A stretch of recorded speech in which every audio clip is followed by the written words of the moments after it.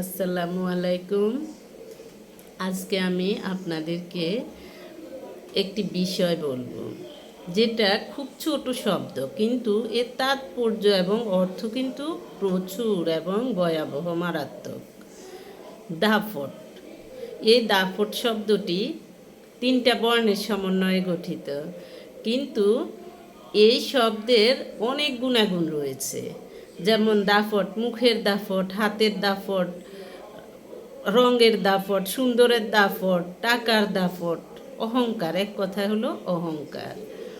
অনেক মানুষ আছে মুখের শক্তি, হাতের শক্তি, দেহের শক্তি, টাকার শক্তি, এরকম ক্ষমতার দাফটের তার অভাব নেই, কিন্তু এই দাফটের কারণে সে কিন্তু অনেককে খুব তুচ্ছ, মানুষকে খুব তুচ্ছ ভাবে। আসলে তার ভাবা উচিত এই দাফট তার একদিন শেষ হয়ে যাবে। দাফট শেষ হয়ে যাবে বলতে কি, আপনি যখন জন্মেছেন আপনার মৃত্যু কিন্তু হবেই, এটা আপনাকে মনে রাখতে হবে। আর আপনি, আপনার ভিতর যদি এটা মনে না আসে, আপনি কবরস্থানে গেলে আপনি ভাববেন এখানে যারা শুয়ে আছে একদিন তারা কিন্তু আপনার মতো হাঁটতো, কথা বলতো, হাসতো। কারো হাতের শক্তি ছিল, তাদের টাকার শক্তি ছিল, কারো এক একজনের এক এক দিক দিয়ে ক্ষমতা ছিল, দাপট ছিল, কিন্তু আজকে দাপট কোথায়?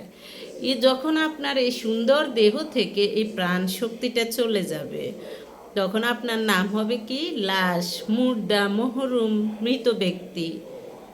তাই কখনো ক্ষমতার দাপট দেখাবেন না, অহংকার করে কথা বলবেন না।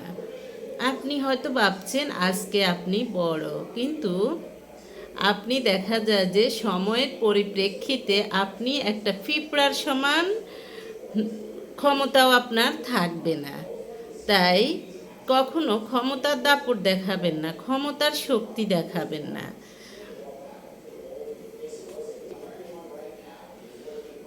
আপনি ভাববেন যাদের চেহারা সুন্দর, দেখতে সুন্দর, গঠন সুন্দর, তারা কিন্তু এটা নিয়ে অহংকার করবেন না। কৃতিত্ব দেখানোর মতো এখানে আপনার কিছুই নেই, কারণ এটা আপনার সৃষ্টি নয়, এটা হলো সৃষ্টিকর্তার সৃষ্টি।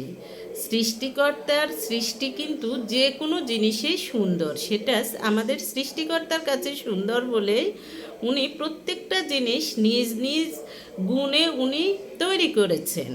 সেটাকে আমি বান্দা যদি সেটাকে কুৎসিত ভাবি, তাহলে এটার মতো ন্যাক্কারজনক কাজ আর কিন্তু পৃথিবীতে একটিও নেই। তাই কখনো দাপট দেখাবেন না, ক্ষমতা দেখাবেন না, ক্ষমতার অহংকার দেখাবেন না। আপনাকে মৃত্যুর স্বাদ গ্রহণ করতেই হবে। এই প্রাণটা চলে গেলে আপনি কিন্তু মৃত ব্যক্তি, আপনি কিন্তু লাশ। আল্লাহ হাফেজ।